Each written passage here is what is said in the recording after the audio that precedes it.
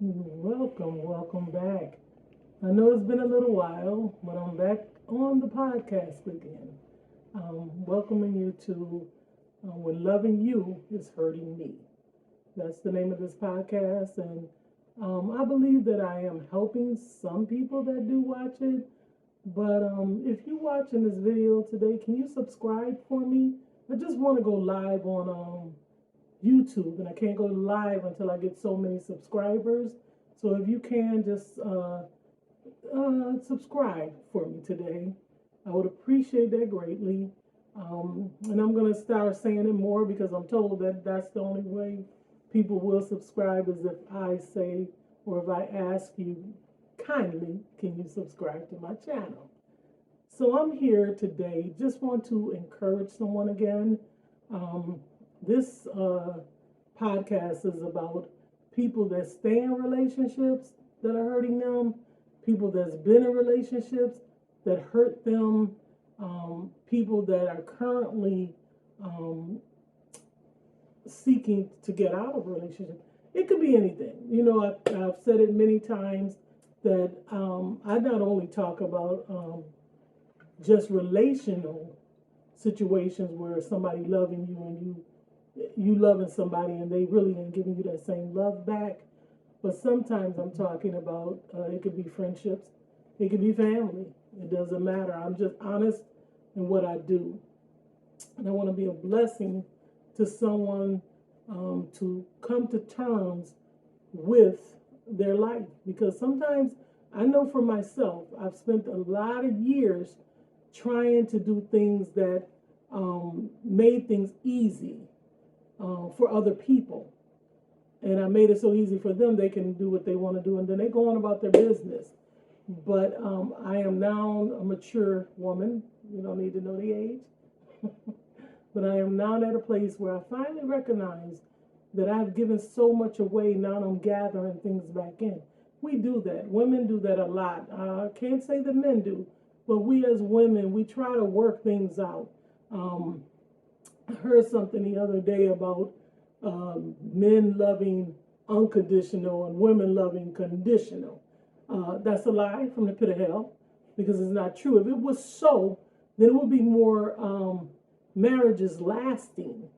And I say that to say this because if men loved unconditional toward their wives or toward their relationships, then they would still be in it because they would be trying to work it out with the women that they initiated, that they came after. But because we are conditioned to how they feel or where their eyes go or who they feel like treating them better than us, and that's another point that I'm gonna get to today. But we're conditioned to look beyond the fault to see the need most times. Today, you got a lot of young women that's out there that want to give it back. So what you give me, I'm gonna give it back. But that's not standard. That's not what was done in the past. Growing up, if you come from our heritage, and I'm gonna talk about the Black culture heritage, because that's what I am Black. But I mean, I'm sure it happened in a lot of different cultures because I know a lot of different people, and I'm not just, I don't just deal with Black people. I deal with all nationalities.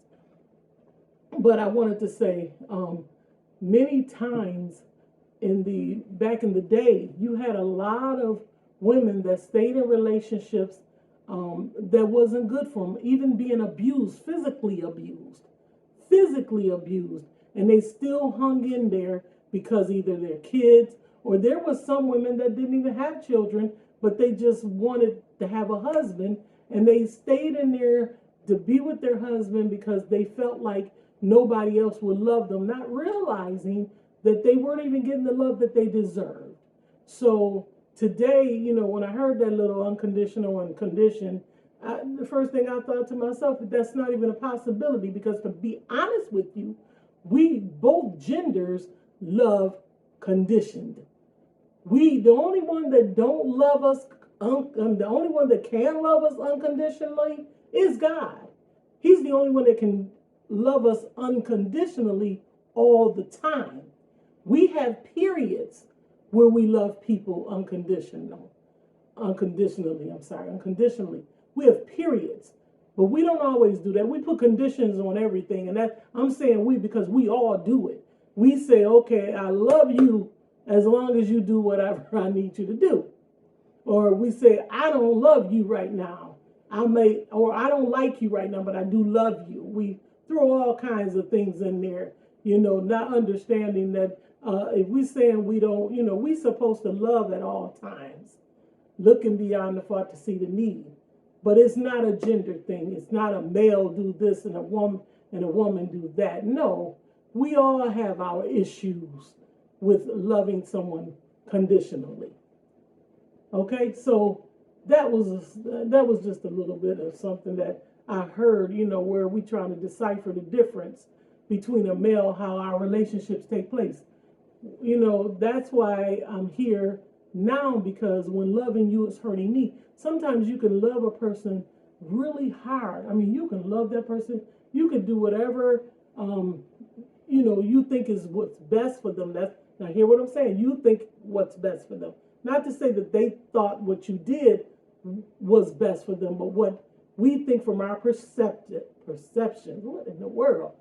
From our perceptions, we look at a situation and we say, let me do this because we believe that our mate want that, but it may not be what they want. And the thing is, sometimes they'll tell us that that's what they want, but it's not what they want. Now I want to share something with you real quick, because I want women to understand this.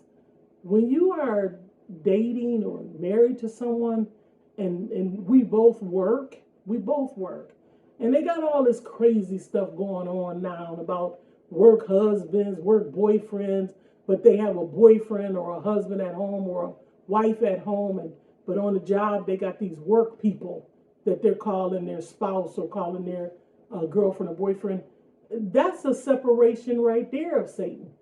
That's a separation, because what happens is it goes too far.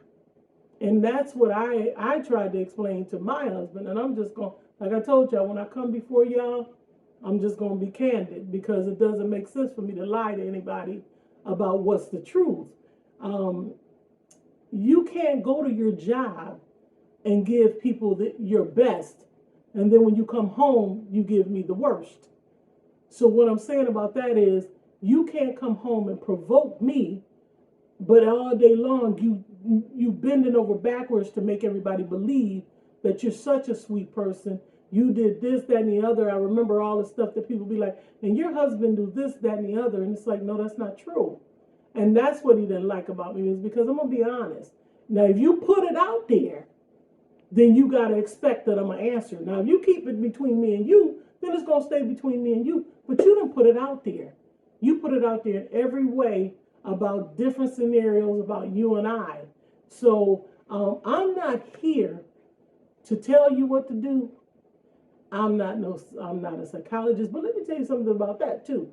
So I always got a little switch up.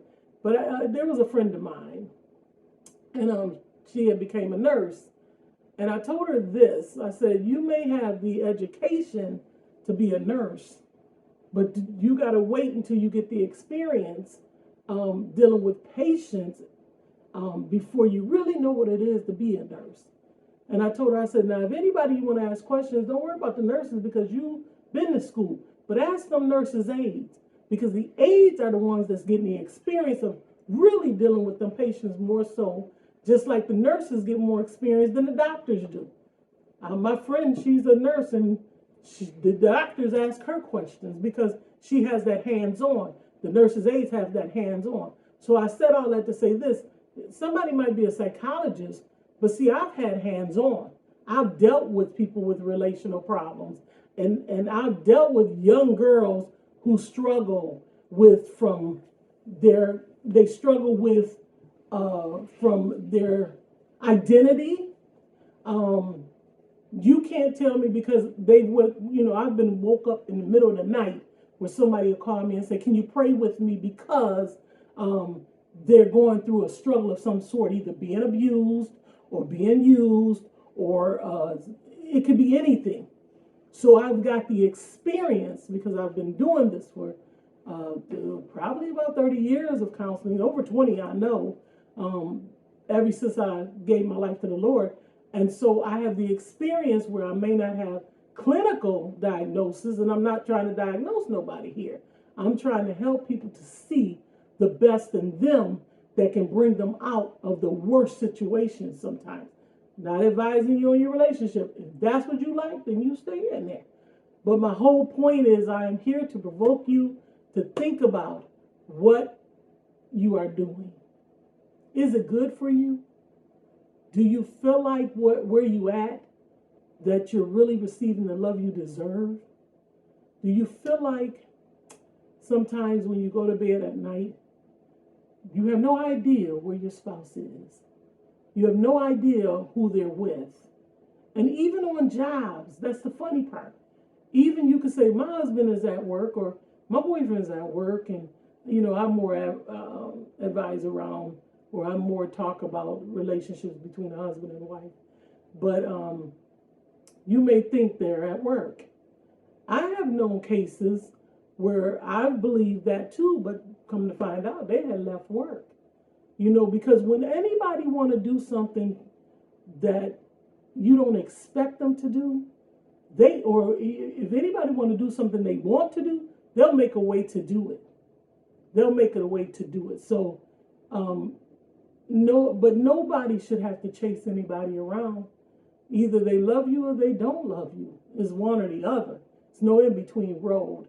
So here today, that's my biggest thing that I come here to talk to you about today, is to understand we must first be honest. I put on a scripture today on my Facebook page, and it just simply says, and ye shall know the truth, and the truth shall make you free. And that's a scripture, John 8:32, just in case you wanted to know. Is it Matthew? I said, or is it Matthew? But anyway, so I can't think, but it's 8:32. Is it Matthew or John? But just to say this, and I'm doing this. I'm not cutting, and I'm doing this straight with you, as if I was doing a live. But you have to be honest with yourself. The biggest thing and the biggest problem of our world is that most of the time we can't face the truth about ourselves. Whether we, from the motive of getting in a relationship, to the motive of staying in a relationship, to the motive of why now you want to leave the relationship. You have to be honest with yourself. You have to know the truth about who you are, what you deserve, what your worth and what your value is. And then you can move on and proceed how to build your own life without someone. I advocate to women, you need to stay by yourself sometimes in order to get to know yourself. Even so, I'm not sure if I shared this on one of the podcasts, but I know I've shared it on Facebook.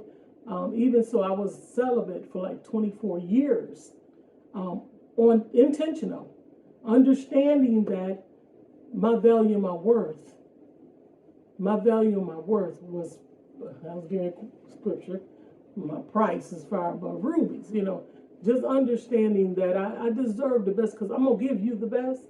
So to have married somebody after 24 years of just serving the Lord and just seeking the Lord, and people ask me all the time, my friends used to mock me and be like, girl, how you do it? It's not hard.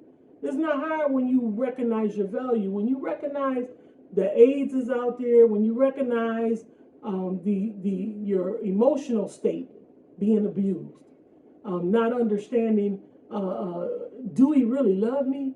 Do he really want to be with me? The questions that come into a situation in your relationship where you question everything, it makes it unstable, and it disturbs your peace, and it disturbs your joy. So it wasn't hard for me to say, when I lay down at night, I know where my Savior is. And that was the only thing that I worried about. I didn't have to worry about a man and what he was doing and how he was doing it and who he was doing it with. All I did was my whole concentration was on living right, getting to know God, and enjoying life. I traveled. I enjoyed my life. I did. And but then I got married. And I told you guys time and time I'm gonna throw me in there because I'm not trying to tell you something that you know you should do or encourage you to do it or encourage you to understand why when loving you is hurting me, how devastating it can be. Um, but when I got married, I thought I was married for life. But I don't think there's anybody that's in their right mind that will get married thinking, oh, I want to get a divorce. I said that word quite a bit, but it was based on what I was seeing. So when I saw that I wasn't, you know how this is the thing, we come from two different backgrounds. And when you're not used to certain things, you say to yourself, okay, I can't tolerate that.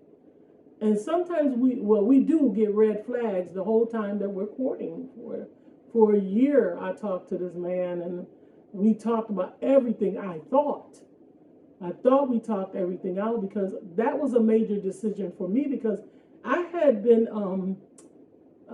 there were several guys that had wanted to marry me. It wasn't just him. It was several guys prior to him said that I could be a great wife to them. And I turned them down because I was unsure based on their behavior, not realizing that I didn't pay my soon-to-be ex-husband much attention when it came to that because I thought by then I can handle anything that came my way. But we have to understand that we can't do it. We can't do it, and we have to be honest with ourselves. We have to look inside ourselves and say, okay, how much can you tolerate? How much can you tolerate before it's the breaking point? So we come from two different places. He's from Africa. I'm from America. Did I think that was going to make a major difference? No, because I know the African culture. I learned about the African culture years and years. Even matter of fact, I went to Nigeria, and I love Nigeria. I thought I enjoyed myself over there. But we can't judge one person by a whole country. You know, there's some good people over in Nigeria. I just happened to make the choice to marry somebody who was very apparently indecisive on what they needed, what they wanted. Or maybe not. Maybe not. Maybe they always knew. But anyway, just to say, we don't want to repeat ourselves. So we don't want to end up in another situation with a different person, but it's the same situation. You ever marry somebody? You ever date somebody when I wasn't saved? You date one person and then you date somebody else, and every date don't necessarily mean you have to have sex with the person. So you date one person, but then you date another person, but they remind you of the person you dated previously. We don't want to do that. We don't want to do that, and that's why now we have to really, really examine, especially if you're older. If you're a young girl, I still say save yourself some time, because that's one thing about me. My mother always taught me is you don't want all the men touching you before you get to your husband. She always told me that. She said because when you have a lot of men touching you, that brings in confusion. So she always told me that, and I've abided by what she said. So I didn't go sleep around with a bunch of different people. Now, if you have, there's forgiveness involved. Forgive yourself for doing it. That's the number one thing. Forgive yourself. But don't continue to abuse yourself, abuse your body, abuse your mind, abuse your emotional state by continuing to do the same thing. You got to come out of it, and you got to make a decision that you no longer want anybody to just hurt you. You know, what we don't get is a lot of times we may think, okay, that's fine, that's over with, and then you go jump up under another person as if that's going to make a difference, and then they do it. Excuse me. And then you jump up under another person, and then they do it to you because you're not giving yourself time to see yourself. So when I say just don't go date a different person, but it's the same situation. And many times we do that. We'll date the same, get in the same situation, but a different person. So the other thing, number 2, is what I want to talk about, the responsibility that we have to take in the breakup. Now, I know a lot of people can't do that. They don't say, well, what did I do to cause this breakup? Sometimes, to be honest with you, and it's just the truth, sometimes you don't have to do anything. If they already had a hidden agenda when they got with you, then it doesn't take anything for them to move on to someone else. It's just nothing you can do. You can cook them dinner. You can be clean as a whip. You can dress nice, look nice, be presentable. People compliment you, and they know people compliment you. I remember when I brought, when my husband and I moved back from Michigan to here, and I was introducing him to people, and people would tell him, I can't believe she married you. So he knew that I had a great reputation, because they would say, I can't believe you married her. She definitely wasn't trying to get married to nobody. I wasn't looking for no man. I know a lot of women out there that say they ain't looking, but every chance they get, they talking about a man, or a man, or a relationship. The only relationship program I'm talking on is this podcast.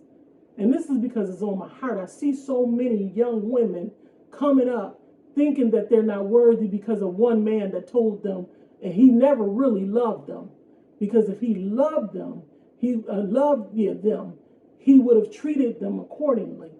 And these women walk out of these relationships, young girls walk out of these relationships, and they look down on themselves. They feel like they're not good enough for the next one, so they go into the next relationship, and now they let that person abuse them too. Sometimes you have to ask that question, did they really even love me? Did they even really love me? So when we take in responsibilities to say, okay, what did I do wrong in a relationship? And I had to really examine myself to see because I like to know, what did I do wrong? And my biggest thing is my mouth. And it's funny because I'm usually not even a talker, but I'm talking. I'm usually the one most people say, do you? Like my administrator just asked me, do you talk? Yes, I talk. I talk, but I only talk usually when it's something of interest to me, or if you're talking to me. You're not talking to me, I'm not joining in the conversation because somebody's talking around me. So my biggest thing though is for me is I like truth. And if I feel like you're lying to me, it literally will anger me. So that was the biggest problem that I had, is that I want truth. And as far as I felt like my temper was starting to rile up because I was being lied to. And the thing about it is I never ever lied to him, ever lied to him. If he asked me something, I told him the truth. Whether I was right or whether I was wrong, I still told the truth. And so when you tell the truth, I always felt like this. If I tell you the truth, it gives you a chance to say whether you want to deal with what I'm saying or not. So if I tell you the truth, like if you said, Vanessa, I heard you were talking about me, and I say to you, oh yeah, I did say such and such. I used to do that even as a little girl. It was crazy. But I say, yes, I did say such and such about you. Now that leaves you with a choice. Do you still want to talk to me because you found out that I said something that I shouldn't have said about you? Or you could say, or I could say, listen, I'm sorry for doing that. And I can repent to you and we can get back on our relationship. And then I learn, don't do that. Don't say that, because sometimes you say stuff about people, you don't mean it in a harsh way, but by the time it get back to them, it comes back to them in a harsh way. So we have to be careful. So just to say, as far as the truth go, the truth gives us a chance to make a decision. And that's what's happening in a lot of relationships, is we don't get that chance to make a decision because the decision has already been made. I'm going to lie to her, and I hope she don't find out the truth.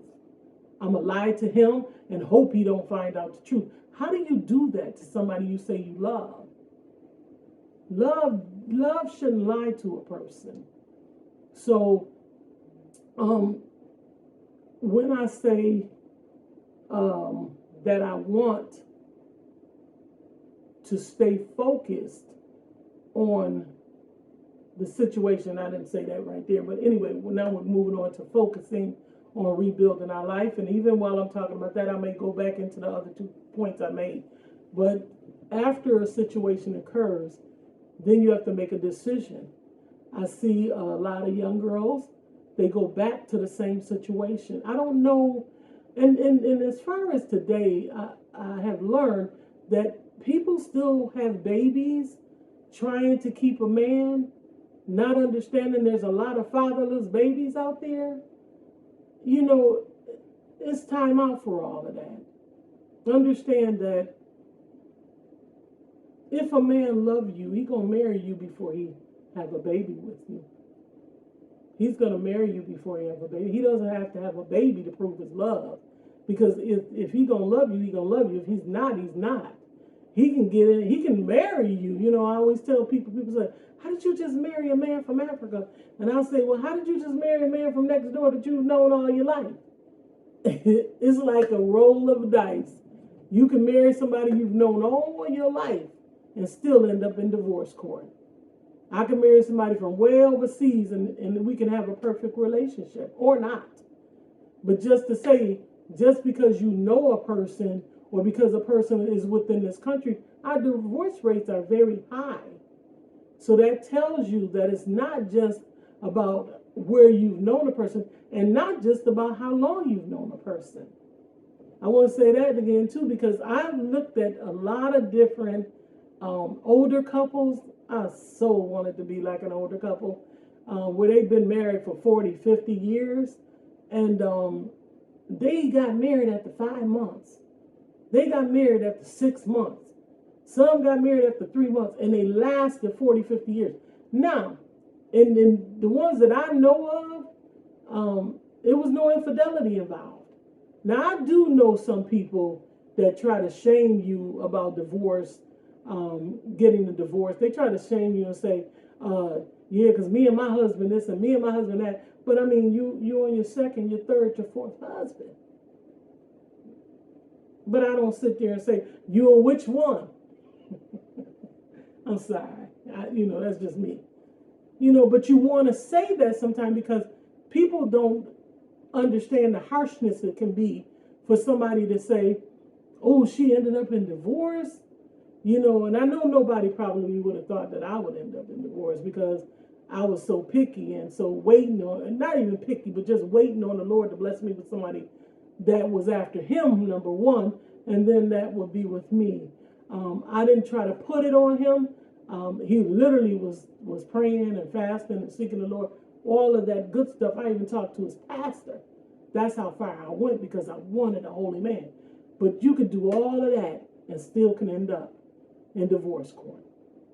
So when people I know this one person, I'm going to give an example, who's been married about 40 years, and they got a tendency of trying to shame people, or maybe, I don't know, maybe they not, but they try to act like, well, we've been married for 40 years. You've been married for 40 years, but those 40 years you've cheated on your wife consistently and constantly. She just tolerated you all these years. So now you can say, yeah, I've been married 40 years, but it's been held on only by her.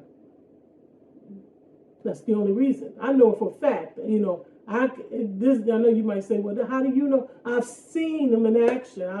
I know it ain't his wife. How about that? But it used to get to me sometime when he get up and boast about his 40 years. Now, if you're gonna boast about your years and your years in your marriage, at least you could say, well, it wasn't always good, or it wasn't always bad, and I've made some errors. But people don't say that. They say that's just like being saved. I hear people say, I've been saved for 40 years. But how many times have you stepped out on God? How many times? How many times have you backslid? Backsliding is in the Bible. People say, oh, there ain't no such thing as backsliding. Yes, it is. because he said, I'm married to the backslider. So we do backslide, but he stays with us, trying to coach us back into his will. But we do backslide. He just come back and get us if we have the opportunity to give our life back to him. So there's such thing as backsliding in the Bible. My point is everything that glitter is definitely not gold. And you have to make a choice to say what you would tolerate and how long you would tolerate it. And even if you should, because I've also known, I'm just giving you all the sides. I have a tendency to give people all the sides. But I've known people who have caught diseases from their spouse because they're hanging on to them thinking that things will change. No. I don't think nobody deserved that, but that's my point of view. I think everybody deserved the truth. And if you cheat on me, at least tell me so that I can do something about it. At least, see, I'm one of them kind of people. I'm out. I'm out. My husband knew that from the time I got, we were talking and everything. I told him, if you cheat on me, I'm out the door. Because most people don't want to go take AIDS tests. That's permanent. I don't care what they're doing to decrease it. Hide it out. Whatever. I don't want it. So the only way I'm going to get it is to not participate. Yeah, I'm a little weird like that. But I'm just going to be honest with you. Understand that I know, my thing is I always, I'm not used to talking a lot without talking about the Lord as far as when I have to minister to people. And so my root foundation always come back to the Lord because I know he can do all things but fail. We fail, and we can't do all things. The greater thing, if I could say this, is we will constantly give somebody our best. Most women, I'm going to say most women, have a heart to give their spouse or whoever they're in a relationship with their best. I know some good men too. Don't get me wrong. I know some really good men that's very faithful men. I've known both sides. It's very, I shouldn't say rare, but I know limited amount that don't cheat. But I know more women that's dedicated and faithful to their man. So I just simply wanted to encourage you today. I'm back. I'll be back doing weekends. Not doing weekends, doing a weekly podcast. Not sure exactly which day. I won't know which day until I start doing live. And again, I need you to subscribe to my channel. Even if you don't watch my channel every time you see it, can you just subscribe and click on the bell? So then you don't even have, you can just come on whenever you think I'm up doing a live. Well, you ain't got to click the bell yet until I get my 50 subscribers. But I do want to encourage you to understand the points I was just simply making. And I kind of skimmed around the rebuilding yourself, because I know I'm going to go back later on. But when we are out of the relationship, that's the time we have to start rebuilding ourselves and getting our focus back on the fact that we shouldn't go back to that situation. I know a young lady right now that keep putting herself in that situation. I don't tell y'all no names, but it's like, do you understand your worth? You talk about it. That's why I always say we queens, but we act like paupers. We say we kings, but we act like paupers. Because when you are royalty, and we are royalty in God, when we are royalty, you carry yourself that way. That means everything about you says, I'm not going to allow you to just do anything you want to do to me. I deserve better. And I've always said that. And this is the greater thing for me. if you don't even like me, you're going to respect me. And if you cannot respect me, then you don't need to be in my life. That's the bottom line. I know I deserve respect because I don't disrespect anybody. I walk respectfully before people. I don't disrespect people. I don't say crazy stuff. I mean, man, I may say stuff people don't like, but it won't be crazy. It'll just be my truth. But yes, start focusing on rebuilding your life. Start focusing on your perspective of what life should be for yourself. And if you have children, please, I beg you, don't just take any man over your children. You don't know them like that. You know, men, I've seen too often, and it's a sad thing that men get up in the middle of the night and go to the bathroom, and I know instances where the man was going to lay with a child that wasn't his, but then there's incest. That's a whole nother program. I'm not going to get into it, but I just want to caution women, be careful who you're taking over your children. Even men are I find that men are more cautious on what lady they bring up over their children than women are what man. I've found that to be, I've seen it. Let's put it that way.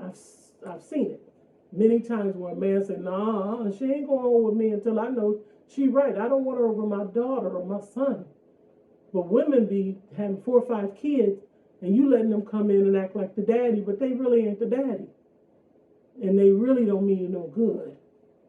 Anyway, I've enjoyed today. I will be back with another podcast next week. I went a little long today. I'm not even sure how long it is so far. But I do want to encourage you to please subscribe to my channel. And I pray that I've been a blessing to you in somehow. And if you want to hit me up, you can. I'm on Facebook. I can't do anything yet with YouTube or Instagram. I am on Instagram. I don't even know what I'm under. Oh, When Loving You Is Hurting Me. That's on Instagram. So if you have any questions or anything, you can reach me on Instagram. I have a personal page on Instagram too. I want to say it's Vida Amen. Okay, that's what it is.